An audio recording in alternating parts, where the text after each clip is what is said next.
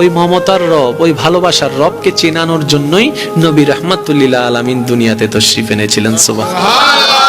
মনে রাখবেন ভাইয়েরা, নবী সাবজেক্টটা তর্কের বিষয় নয়, কোরআন সাবজেক্টটা তর্কের বিষয় নয়, এটা অনুভবের বিষয়, এটা গবেষণার বিষয়, ঠিক না বেঠিক?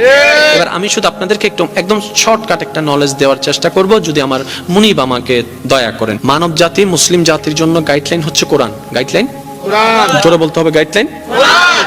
তো কোরআন থেকে আমরা গাইডলাইন নিব, সেভাবে জীবন যাপন করব, এটা হচ্ছে আমরা। আচ্ছা বলেন, নবীর একজন সাহাবা ছিল আবু বকর, সত্যের উপর ছিল না মিথ্যার উপর ছিল? আপনার আমার নবীর উপর কোরআন নাজিল শুরু হয়েছেন তখন নবীজির বয়স মোবারক কত? 40। কত? 40। শেষ হয়েছেন 63-তে, মানে 23টা বছর লেগেছে। একটু খেয়াল করবেন, কমপ্লিট কোরআন নাজিল হতে 23 বছর লেগেছে। কিন্তু এর আগে আবু বকর সিদ্দিক আকবর হয়ে গেছে।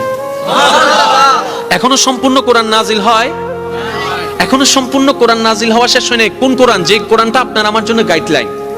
প্রত্যেকটা আয়াত এখনো নাজিল হওয়া শেষ হয় নাই, কিন্তু Siddique Akbar success, Omar Faruk success, Osman Goni success, Maula Ali success. এবার আমরা প্রশ্ন করলাম, আমরা তো কোরআনকে দিয়ে সাকসেস হতে চাচ্ছি, কোরআনের সাজেশনের ছায়া তলে ওইটাকে মেনে সাকসেস হতে চাচ্ছি। আপনারা তো তখনই সাকসেস হয়ে গিয়েছেন, তখন কোরআন পরিপূর্ণ আসে নাই, সব হুকুম পরিপূর্ণ আসে নাই, সব আয়াত পরিপূর্ণ আসে নাই। How can possible? তখন সমস্ত সাহাবায়ে কেরামের দরবার থেকে উত্তর আসবে, একটা হচ্ছে থিওরিক্যাল আর একটা হচ্ছে প্র্যাকটিক্যাল, দুটোটাই হচ্ছে একটা। কোরআন হচ্ছে থিওরিক্যাল, ওই কোরআনে যা আছে নবী মুস্তাফার জীবনে প্র্যাকটিক্যাল তা আছে। বলেন সুবহানাল্লাহ।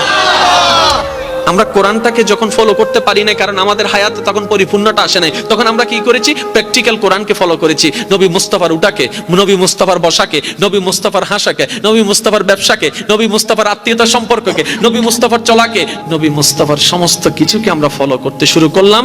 এদিকে আল্লাহর প্রিয় হয়ে যেতে লাগলাম।